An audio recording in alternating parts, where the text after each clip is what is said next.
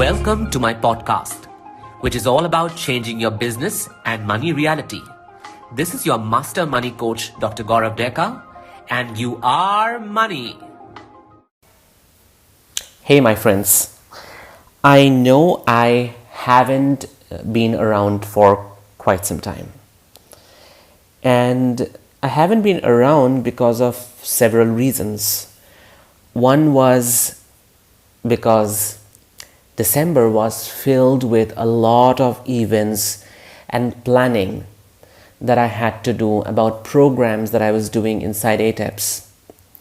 And January, because in January, I sort of decided that my other training program, not coaching program, the training program that I have, which is called the Systemic Medicine course, which is a training in intergenerational trauma, I had to bring up all the videos of that training together and collect them and,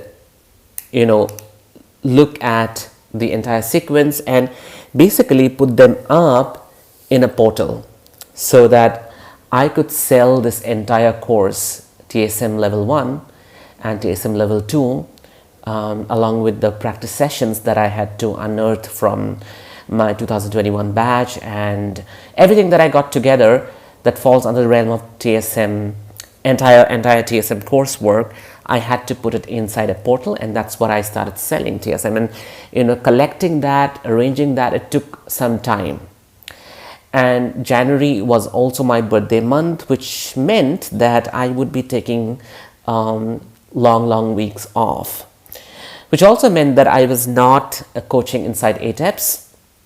Our other coaches were coaching inside ATEPS, coaches trained by me.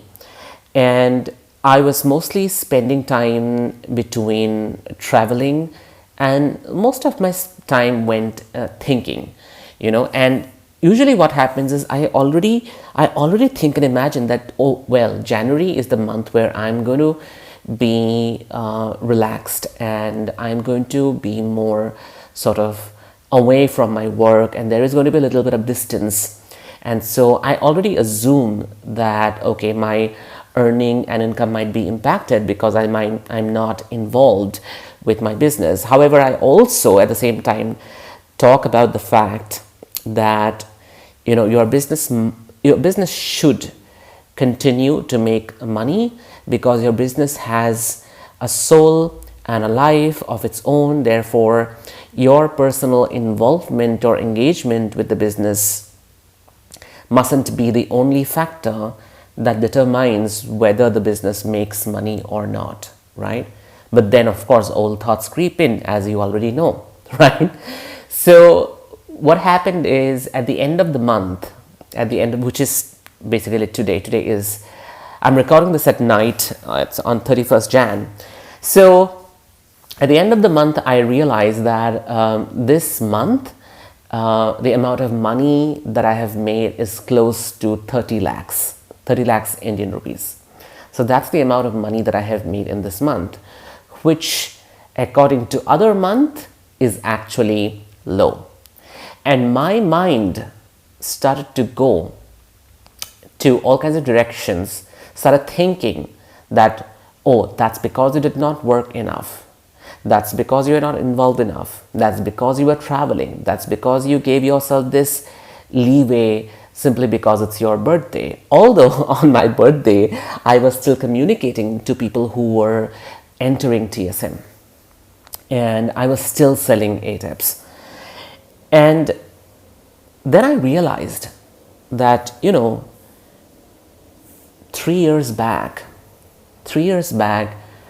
probably I was thinking, or maybe even 2.5 years back, I was thinking if I could, make 30 lakhs in a year. And that would be so much of money because that would mean more than 2 lakhs in a month. And that would be wonderful. And that's what at that point of time, I aspired to make 30 lakhs in a year. And today I am able to make that kind of money in a month. And my brain still wants to take me to this place where I'm not doing enough. I'm not performing enough. I'm not acting enough. I'm not engaging with more conversations. I'm not networking enough. And even though I didn't want to believe in that thought, the thought kept cropping up, right? And the thought kept cropping up not because I voluntarily wanted to think about that thought. It kept cropping up because somewhere the experience of not enoughness, the experience of not enough performance, not enough doing, that experience is embedded in my body. So any information that my body gets exposed to, like the information of making 30 lakhs in a month, my body immediately wants to go to concluding that somehow it is not enough and I did not do enough, right? And that knowing by the body again is not intellectual. Like I keep talking about thought work, and I keep talking about the fact that my greatest achievement for 2022 is truly to be able to think the thoughts that I want to think. So I want to think that I really made a lot of money. I want to think that I could make so much amount of money just by traveling, relaxing, taking a lot of time for myself, walking in the park, absorbing sunlight, sleeping 8 hours a day, working out in the gym. I want to believe in that. I want to believe that people came easily to me. Clients showed up easily in my reality because I was willing to accept that they are willing to pay me. I was willing to accept that they desire my work. I was willing to accept that they would love to work with me. I was willing to accept that 1.2 lakh rupees, which was the price of TSM this month, was not a big price. I was willing to accept that people would do anything to work with me. I was willing to accept that people are interested in learning trauma work. I was willing to accept that people would be grateful to be inside this container. I was willing to accept that, people are always looking out opportunities of working with me. So these were the kind of thoughts that I wanted to accept and I wanted to believe. But then there is a contrast to that.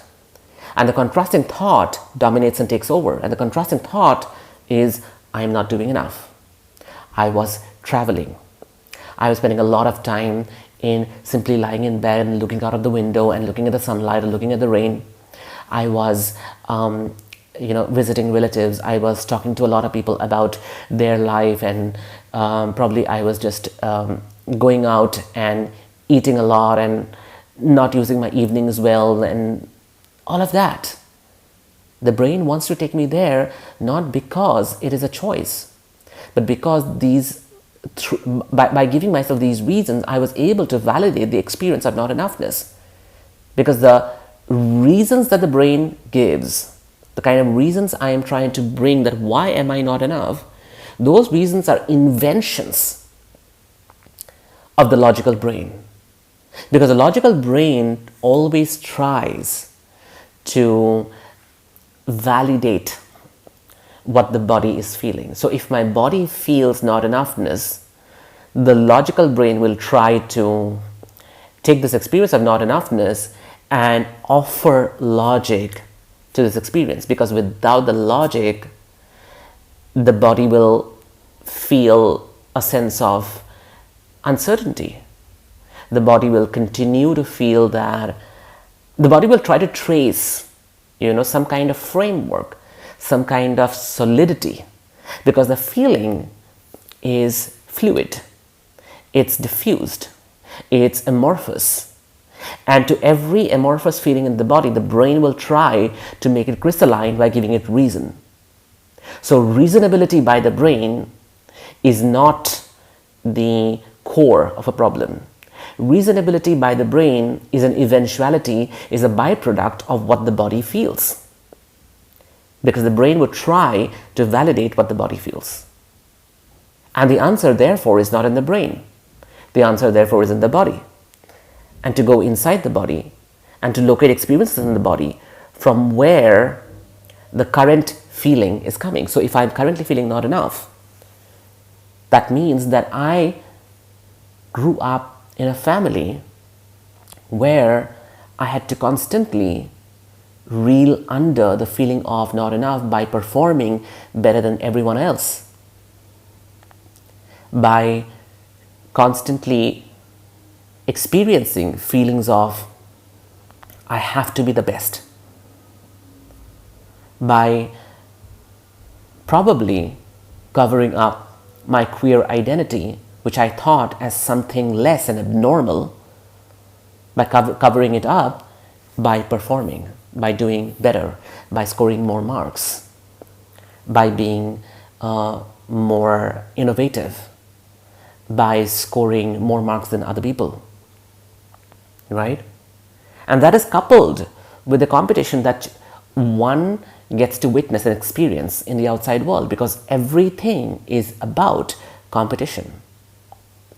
When you reach class 11, when you reach class 12, at least in India, if you are in a science stream, if you are studying science, then even the examinations are called competitive examinations. Like 6 lakh people appearing for an examination in engineering, which has 600 seats, right? Crores of students appearing for medical examinations, which has 300 seats. Everything is about competition. The amount and the number of hours people study, because that's what the parents also say, that, oh, so-and-so son studies for 18 hours a day. You study for 6 hours. How is it possible that you can absorb everything in 6 hours and learn everything and you will be able to perform better than them because they study for 18 hours or 14 hours? You know, everything is in terms of quantity. Everything is in terms of expense of energy. Everything is about performance and doing and action and being on the go. Everything is about utilizing the resources of the body and the brain to an extent where you meet exhaustion. And therefore, as children, as these nervous systems which are still evolving and developing and growing, the only language that these nervous systems understand is stress. And it starts equating that with competition. And then you equate competition with performance, with success, with money.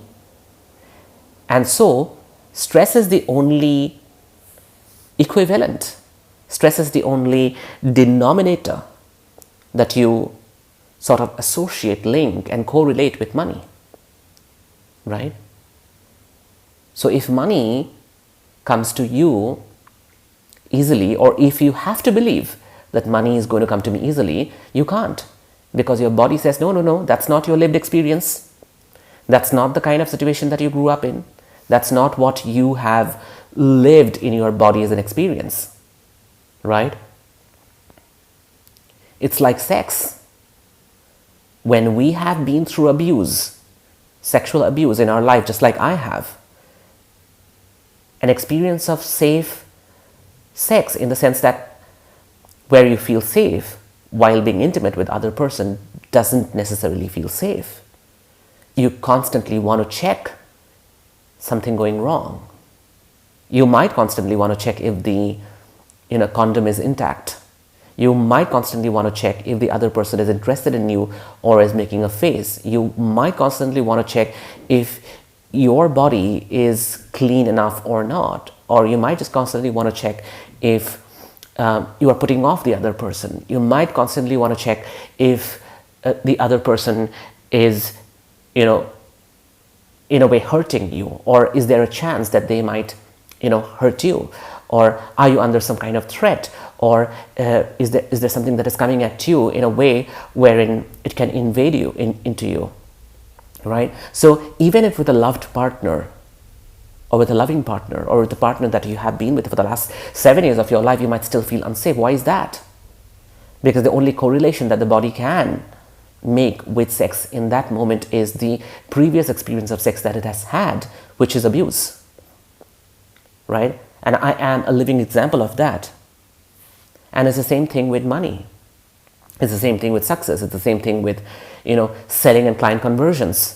It's the same thing with you being a coach and you going out in the world and you signing up people, and it's happening all easily, and people are coming to your reality. They're signing you up and they're paying you money, and you might just begin to feel that you're an imposter. Why does that happen? It happens because your body's lived experience of success, meeting people and converting them, people believing in you, people paying you money, you being in a job where you are promoted after 2 years, 3 years, 4 years. The live experience is that of stress, that it's impossible to not have competition and have the things that you want to have. And this is what happened to me during this whole month, that I was in a relaxed space. I was taking a lot of time for myself. I was doing a few trainings inside ATEPs, like for example, we did the EFT for business every morning, but that was not a stressful experience at all.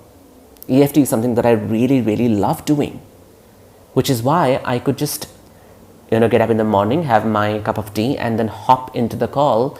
And I enjoyed the process. It didn't even feel like work. 5 days of training I did. The videos are still inside the ATIPS portal. And anyone who joins ATIPS can have access to EFT for business. And it still did not feel like work. And then I was traveling for an entire week.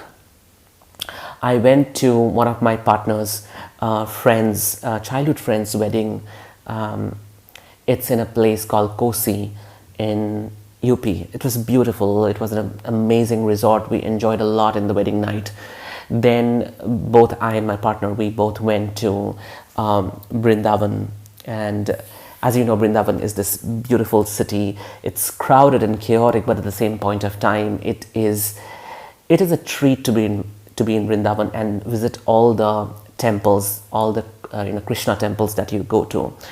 And I was like vibing so well with all of his friends, all of his childhood friends, and we went to all sorts of places, eating all kinds of food, from puri to kachori to lots and lots of tea.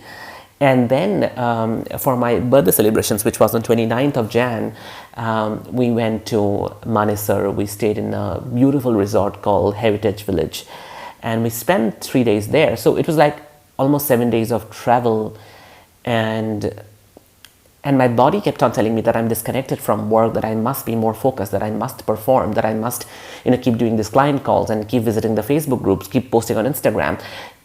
I know that my body said that, and I slowly guided my body back to the experience of the vacation, to the experience of the wind on my face while I was in the car, to the experience of being in the temple and experiencing and feeling God around me and in my body, to the streets of Brindavan, to the rickshaw rides that we had, to seeing my partner's face alight with all the people he loves around, and relishing the food that we ate. I slowly guided my body back again and again when my body took me to those competitive spaces. And when we got to Manesar, I told myself that I'm in my most aligned space. And it was on 28 and 29 when I was most aligned, because I was so relaxed. It was a beautiful suite where we lived, with amazing beds and such great scenery outside and amazing food. I consumed almost like 2 big cakes. And my, of course, diet was all over the place, and I didn't exercise, but I felt most aligned. And I told my partner that, I'm in my most aligned state right now, and you must see how I will manifest now. And it was like, I mean, of course, in hindsight, it just feels a little arrogant, but then in that point of time, it didn't feel like that. It felt as if I was so sure of everything. And I should say that I made around 15 lakhs of the 30 lakhs in those 2 days, because I was so aligned. And now, when I look at it, and that's the amount of money that I've made around 30 lakhs in one single month. And I want to compare it with the months where probably I have done launches or webinars, and maybe I have hustled a bit, and then I want to think that, there are months that I've made more than this, and so this must be a lower number. But then I also must see that this is what I aspired to have in a 1 year and not in a month. 3 years back, 30 lakhs in 1 year is what I aspired at that point of time. And I didn't have that, right? The money started showing up in my life and in my business during and post the pandemic. And when I look back now, my brain takes me to places where I lose my experience of gratitude, and I sort of maneuver and navigate and gently guide my body to a feeling of gratitude that, yes, I aspired for this 3 years back, making in 1 year. Today I make that amount in a month. How amazing, how grateful I am. How magical is this? And if this is something that I can achieve by being in my most relaxed, aligned, and expanded state, I wonder, what is then the difference between the thought world and the action world? What basically is the balance between the thought world and the action world?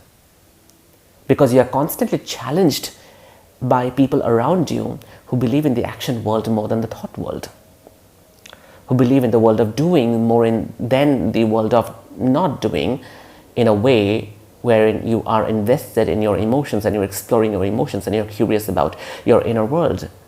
You are constantly bombarded by experience and sharings of people outside, be it on Facebook, be it on Instagram, about things like no pain, no gain. You have to be really, really active in your business, and you have to make 3 posts in a day, and you have to write a weekly newsletter, and you have to get into engaging conversations with your clients to convert them, and you have to go out and network with people, and you have to do a lot. You have to work for 8 hours. How can you just work for 3 hours? Things like that. You will be bombarded by circumstances like those, which you will keep on seeing in your outside world, which will try to discount and dissolve your inner world and your world where thoughts become more powerful than actions. Action is required. I believe in action a lot. But my action must come from a space of why I want to act. I must have a strong reason why I want to act. When I don't have a reason to act and I still push myself to act, the bro science kind of thing wherein, push hard, push harder, no pain, no gain, that kind of stuff, then that action does not produce anything but exhaustion. That action doesn't produce anything but dread and fear. And, at the end of the day, the only thing that you feel is you are not productive, despite working for 12 hours, because nothing came out of it except for your drained self and your nervous system on the verge of a collapse. And that is what my learning was in this month. That I'm slowly guiding my body back to the world of thoughts, to the world of emotions, to the world of energies. Because that's what I want to believe in. That the more aligned I become to what I want to create, the more what I want to create is going to keep showing up by itself. And because that kind of thought is going to be challenged by so many other experiences around me, so many other people around me, where people are constantly performing, people are constantly doing, people are constantly acting, I have to really protect the way I am and the way I create. Because the way I create money is very different from how the world creates money. And I want to tell all of you that as well, that the way you create money, that the way you create business, that the way, you believe in your body, and the way you respect your body, and the way you offer it relaxation and rest and convalescence, is going to be very different. And you will be challenged by experiences of other people who do not believe in that, who love the action world more than the thought world. You will always find people who will love the action world more than the thought world. In fact, those people are going to outnumber you. They will compel you to believe that action, inspired or uninspired, driven or not driven, aligned or not aligned, is the only way by which you can achieve your goal, and you are going to have a hard time contesting that.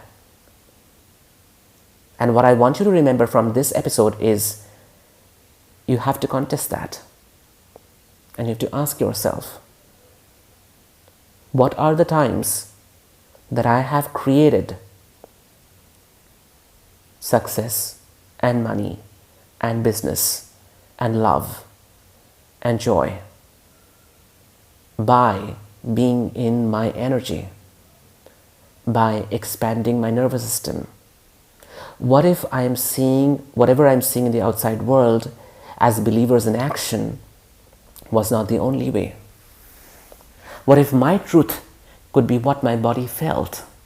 And what if I could guide my body towards experiences of more rest, restoration, and relaxation? What if the amount of money and success and business I could have in my life was totally opposite to what was taught to me in childhood, where performance and productivity were only measured by the number of hours, by the amount of energy people spent, by the kind of hustle that we were asked to go through because our peers were going through the same, and our parents and teachers believed that this is the only way. What if hard work was a thought? That's what I want to leave you with. What if hard work was a thought? See you soon. Bye-bye. If you enjoyed listening to this podcast and are willing to change your business and money reality, head to my free coaching community on Facebook called You Are Money. Link is in the show notes. And do not forget to leave a review on Spotify.com or Apple Podcast. Thank you so much.